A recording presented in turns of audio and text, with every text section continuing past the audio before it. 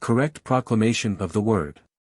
The work for me and my kingdom has to be carried out diligently, since time is pressing and many shall still be won before the end.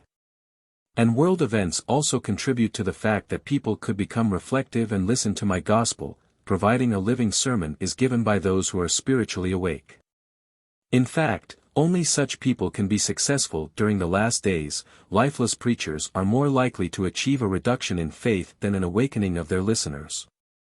Because they do not even preach on my behalf, but they have anointed themselves as servants of the Lord, which they cannot be as long as my Spirit does not work in them, as long as they have not let my Spirit awaken them, which, however, demands a life of love. Only the evidence of life can produce life again.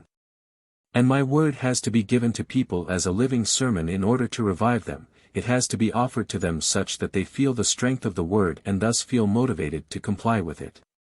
They have to feel addressed by me myself, and this is only possible if I myself can speak to them through the mouth of an awakened servant.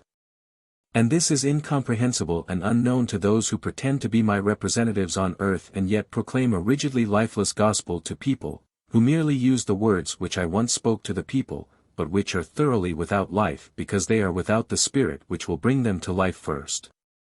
Only a few of them speak effectively when they live a true life of love, and by doing so also achieve illumination of thought.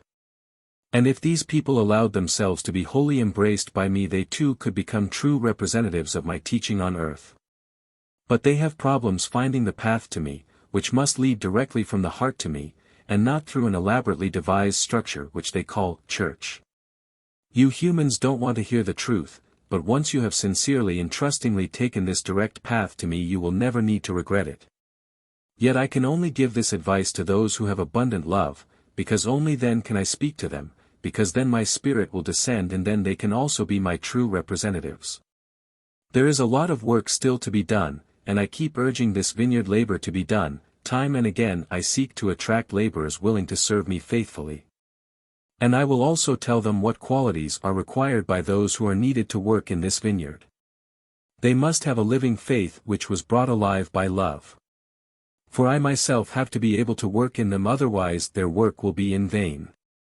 Speaking my words is of no avail if the life-reviving strength does not flow from them at the same time, and life can only be given by God, who is life himself. Thus, every messenger of my gospel has to allow and enable me to speak through him myself. He has to unite with me so sincerely through love, so that I will then be present in him and speak through him when he opens his mouth to preach my word. He should not assume that my presence is a matter of course if he merely uses my words which, without my Spirit, are just empty letters. He has to ask for my Spirit beforehand by consciously uniting with me and then facilitating my presence through unselfish works of love.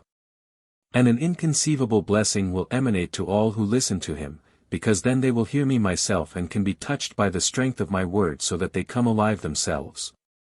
And then they will no longer be in danger of getting lost, because whatever has become alive on this earth cannot lose its life again. Whatever has escaped death has escaped the one who had once subjected it to death. But then it will live forever. Amen.